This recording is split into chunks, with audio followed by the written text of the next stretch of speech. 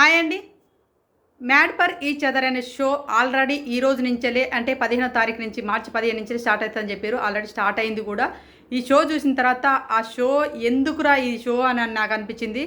10 వారాలు ఉంటుంది, 10 జంటలు వస్తాయి, 70 రోజులు రోజు వస్తుంది, 1 అవర్ 1 అవర్ షో వస్తుంది. చాలా బాగుంటుందేమో అని నాకు అనిపించింది. అనుకొని చూశాను. చూసేసరికే నాకు ఫస్ట్ ఎపిసోడే చాలా డొల్లగా అనిపించింది, బోరింగ్ అనిపించింది. ఇందులో వచ్చేసి హోస్టింగు మనకి శ్రీముఖి గారు, జడ్జెస్ వచ్చేసి అనిల్ రావుపూడి గారు, రాధా గారు, లాయ గారు, వీళ్ళు ముగ్గురు జడ్జెస్. హోస్టింగ్ వచ్చేసి శ్రీముఖి గారు.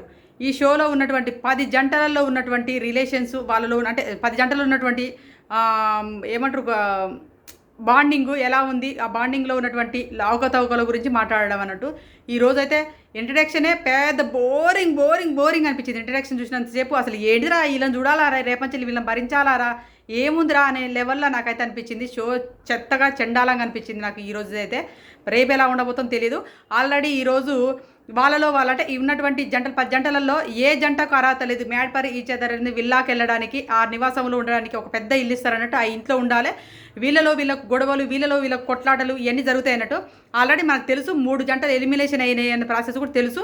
కానీ షో మనకి లైవ్ వస్తుంది అనుకున్నాను. లైవ్ కాదు, ఇది ఆల్రెడీ జరిగిపోయిన షోనే 1 by 1 ఎపిసోడ్ వేయడం జరుగుతుంది. కాబట్టి 3 జంటలు ఆల్రెడీ ఎలిమినేషన్ అయినాయి. ఏ జంట అనేది నేను ఇంతకుముందు వీడియోలో చెప్పాను.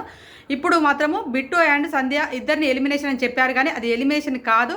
ఎందుకంటే మన ప్రోమోలో చూసినట్టు విధంగానే ప్రోమోలలో వాళ్ళకి నామినేషన్ చేయడం కూడా జరుగుతుంది, ఆర్గ్యూ కూడా జరుగుతుంది. ఎందుకంటే మీ హస్బెండ్కి లాంగ్వేజ్ ప్రాబ్లం అవుతుందని చెప్పేసి వాదించడం కూడా చూసినాం. కాబట్టి ప్రోమోలలో వాళ్ళు ఎపిసోడ్లో కూడా ఉంటారని అర్థమవుతుంది.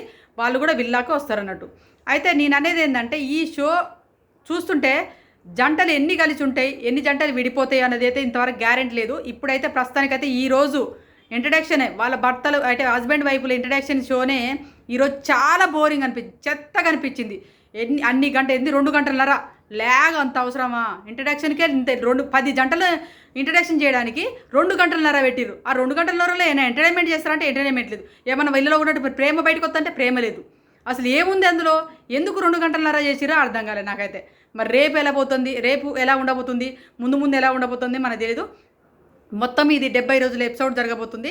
ఈ షో చూసింటే మాత్రం కామెంట్ చేయండి. మీకు ఈరోజు ఎపిసోడ్ ఎలా అనిపించింది, రేపటితో కాదు ఈరోజు ఎపిసోడ్ ఎలా అనిపించింది అని కామెంట్ చేయండి. నాకైతే చాలా బోరింగ్ అనిపించింది.